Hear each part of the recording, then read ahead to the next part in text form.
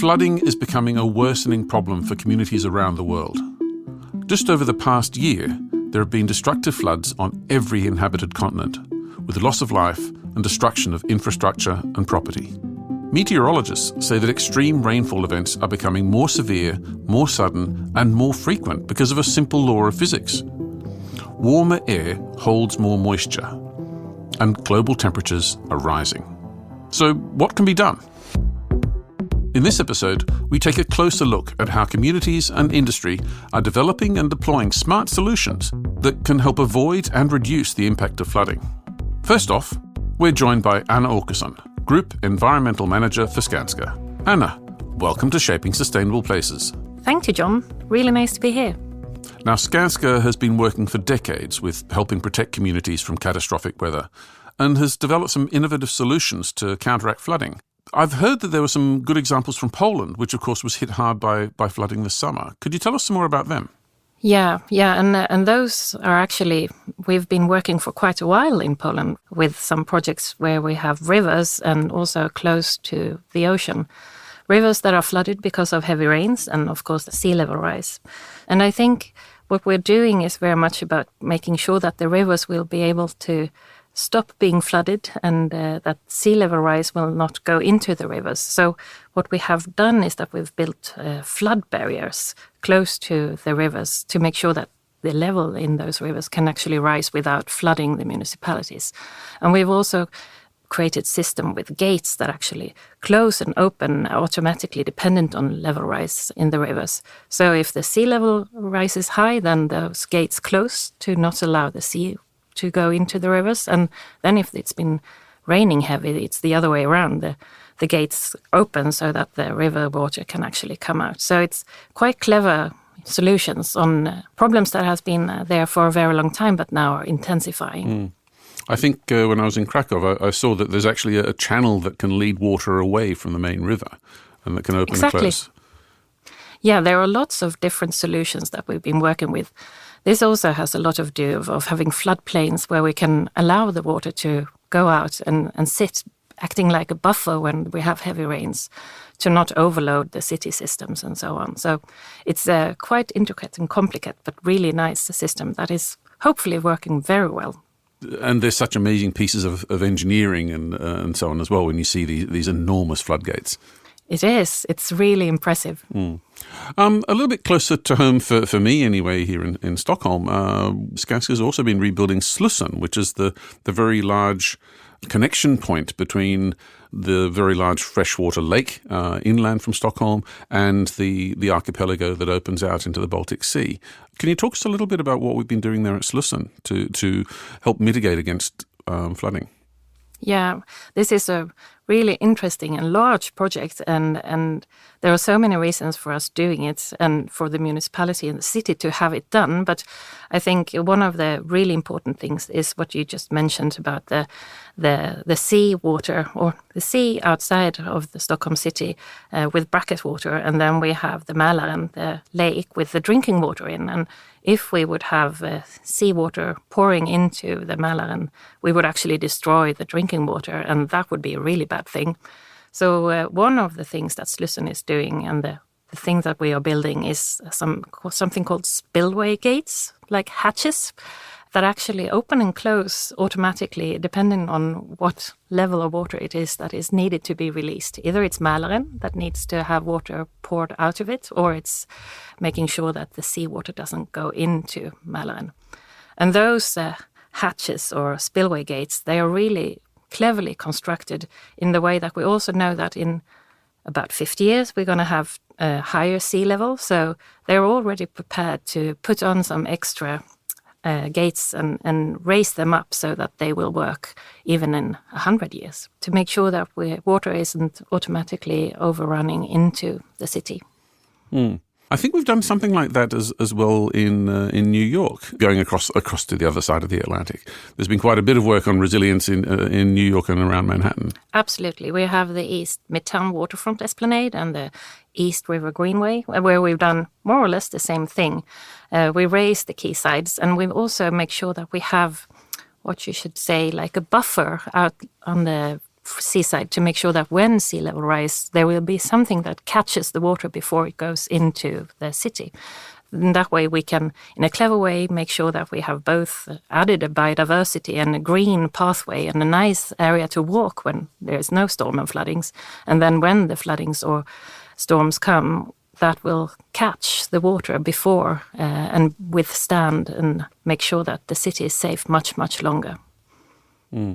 That seems to be a very widely used solution now of building in these buffer zones, and whether it's wetlands or parklands or something, but where there's not critical infrastructure or homes and so on right by the waterfront. Exactly. And I think that's something we all gain, talking about many of the responsibilities and areas that we have as a company, is to make sure that we do not maybe just focus on one part of the solution, that we make a rather large solution for the municipalities and cities that we're working in.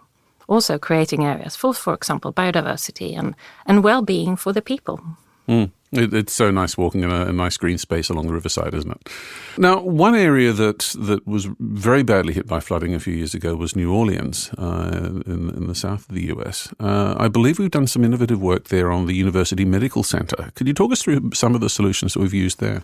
Actually, that was a really, really interesting project. Unfortunately, sad circumstances forced us to start thinking differently when we built key functional buildings in a city, like a hospital, because we know that there will be and continue to be severe floodings of that area. So when constructing a hospital, we started to think a bit differently. So usually you put all the installations and maintenance things in the basement of a hospital. Also, often the emergency rooms are also quite far down into hospitals. So what we did here was that we just put that the other way around. So we've got installations and the things that is needed to make sure that the hospital can run, even when there is a storm, is now on higher levels, not on basement levels, so that there can be floodings and the hospital will still be working. Another thing was that we built windows that could actually open like gates on higher levels. So when there was a flooding, you could actually transport patients into the hospitals with boats, so that the hospital was really functioning well when storms came later on. And that was a great winning for the city and the hospital, of course, and us. That's something we're really proud of. But I mean, those sorts of solutions, are they specific to New Orleans, or can they be replicated in other hospitals in other regions? They can, of course, be replicated. It's not really a very strange solutions or hard to implement. It's just to think about it beforehand. So I think that's something that we gladly would share with as many as possible. And you mentioned that in some areas we're actually even building floodgates into the basements of buildings to cope with flooding.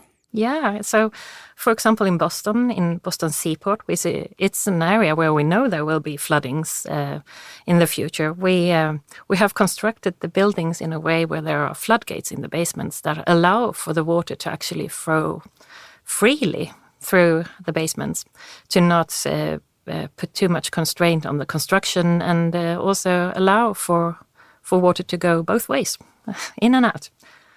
One thing that we mentioned that I was going to surprise you with is a little bit of a discussion on other forms of resilience. Resilience is usually described as adaptation, which is what we've been talking about a lot here, but also mitigation, that we're trying to reduce the impact that we're having on the climate. What sort of work does Skanska do in regards to mitigating climate impact? We are doing so much all over our different markets, but to try to summarize, we have 3 key areas that we see that we can work with and have large gains in reduction of our climate effects. And those are, for example, to design efficiently, to make sure that we are efficient with how we build and what we build. Then we focus, of course, on materials.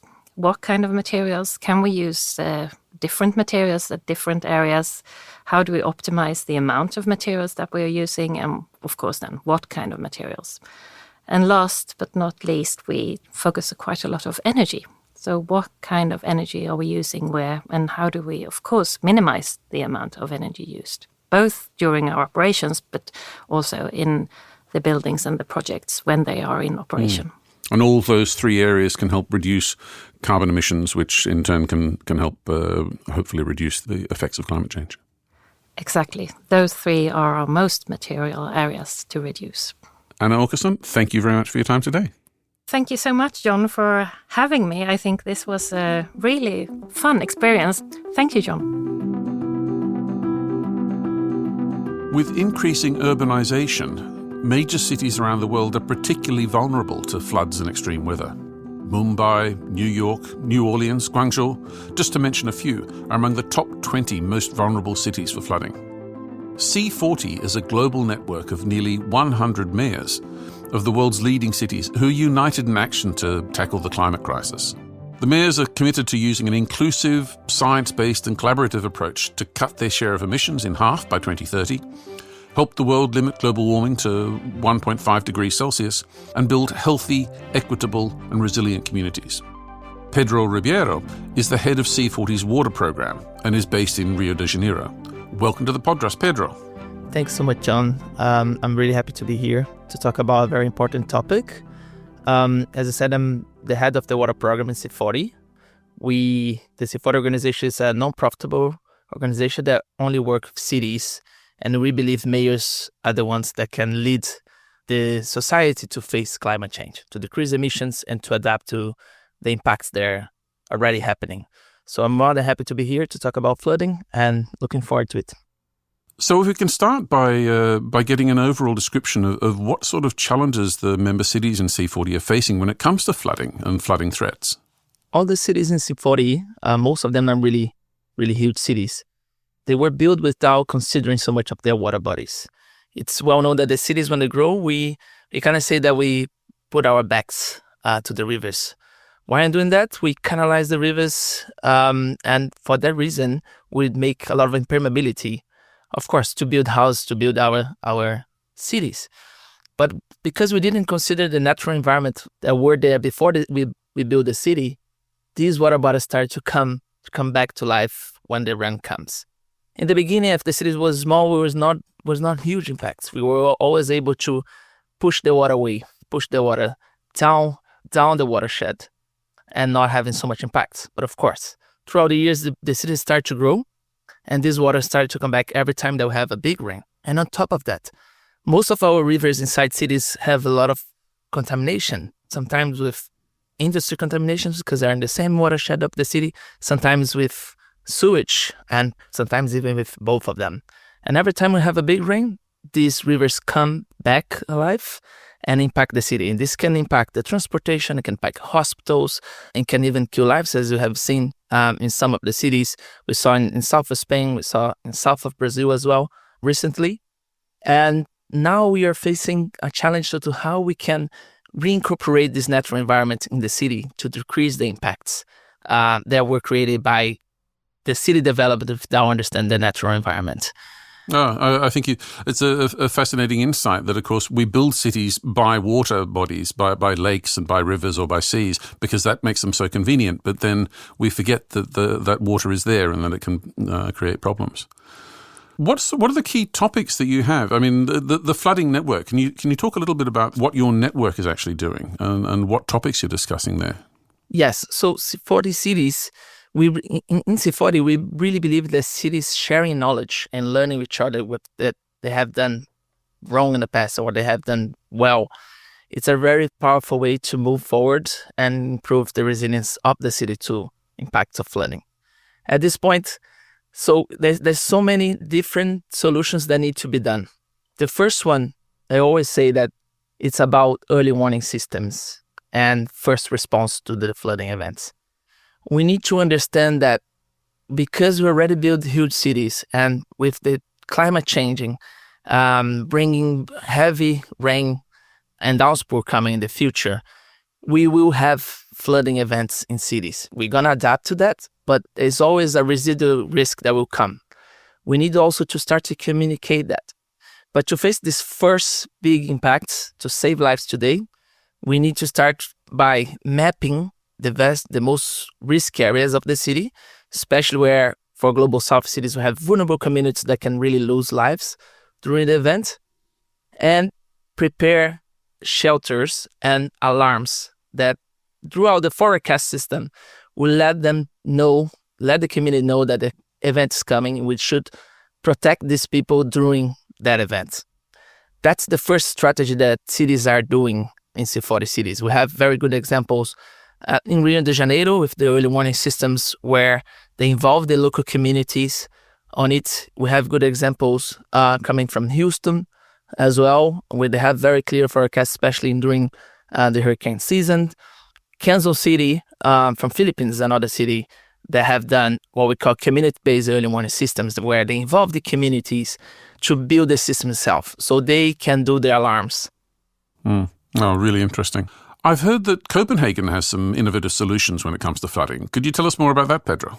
Yes. Copenhagen has very good examples of using the squares, the open areas of the city, that during the rain, no one will be there. This square fill up with the water and protect the rest of the areas of the city, avoiding them to do the flooding. For these solutions, they call these surface solutions. So it doesn't mean that we need to put in the pipes and the drainage system. We, of course, do together with the surface ones. It's a combination of both ways. And I think a very important one as well is start to be the urban planning piece of the cities. So, for example, in Philadelphia, they have done a very clear map on where are the most risky areas for flooding. If you are building a new house in these areas, you need to consider how you can avoid your house to be impacted, but also how you can avoid so the houses below you will be impacted. So every new building, they need to talk to the developers, need to talk with the city hall, and they together agree with the right terms to build that in a way that it's resilient for everyone. So I think more and more with these 2-3 different strategies, we working together, we'll be able to face climate change, but understand that the flooding will always exist, especially because the more impactful ones. We just need to make sure that the big rains will not create the big impacts that we are seeing now. You gave us some good examples there. We're having to work in both the short term and the long term here.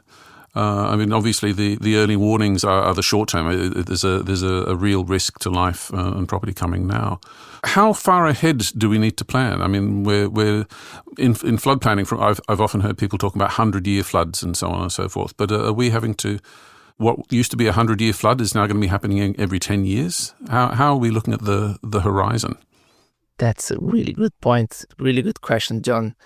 First, for those that doesn't know, the 100-year recurrence event is a statistical calculation that a type of rain would happen one time every 100 years. And that's how cities plan the drainage. A lot of cities in the network make these questions where we call taking decisions under deep uncertainty.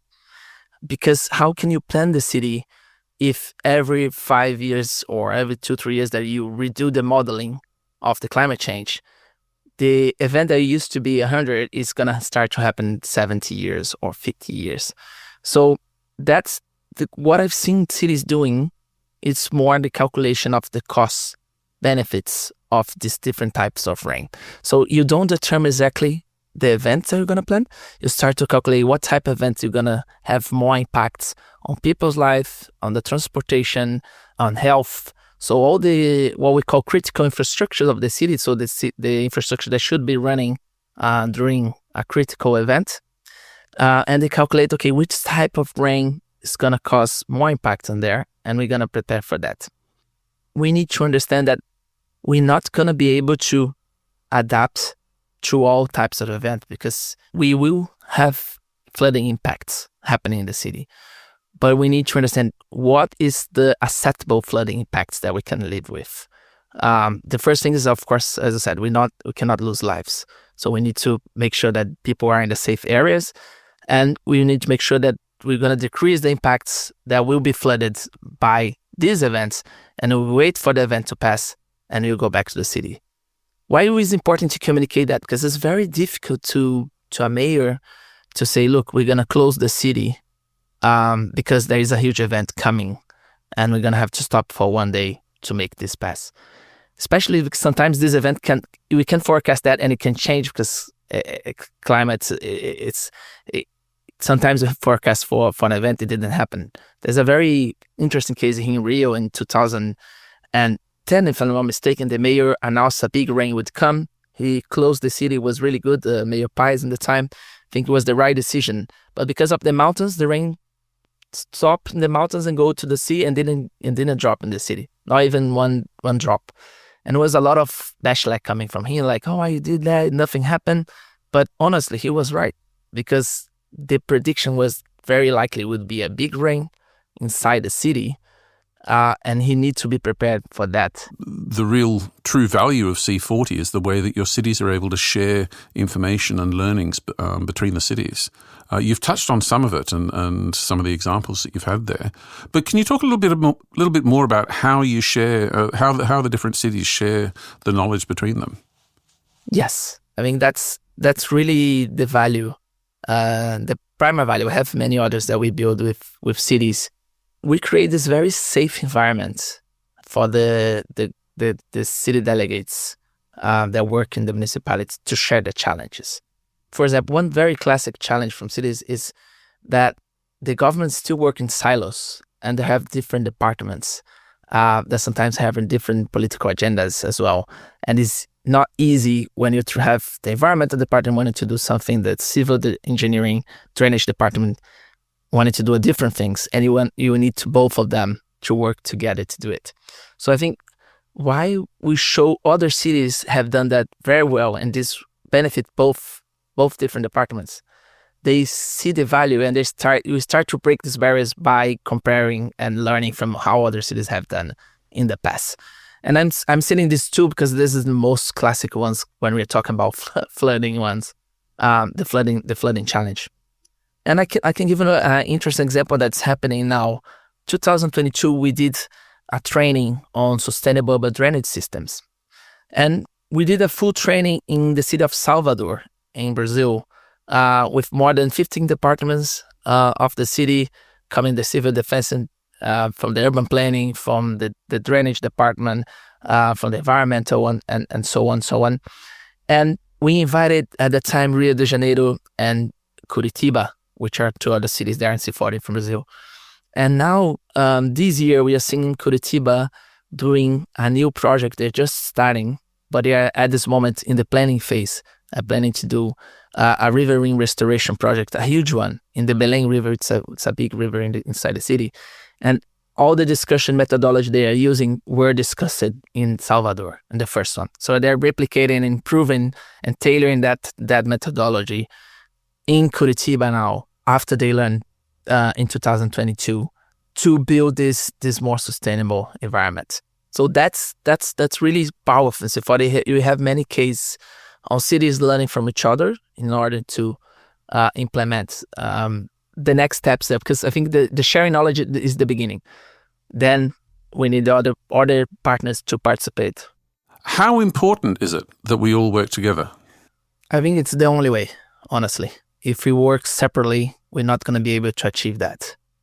We really need everyone to understand that. And you still, when you see one of this sector, if it's a new government that doesn't believe in climate change, or if it is companies that don't understand the importance to include sustainability and resilience in their business plan, then we are still creating more impacts than preparing for adapting to the needs, the scenario of climate change that we are facing right now.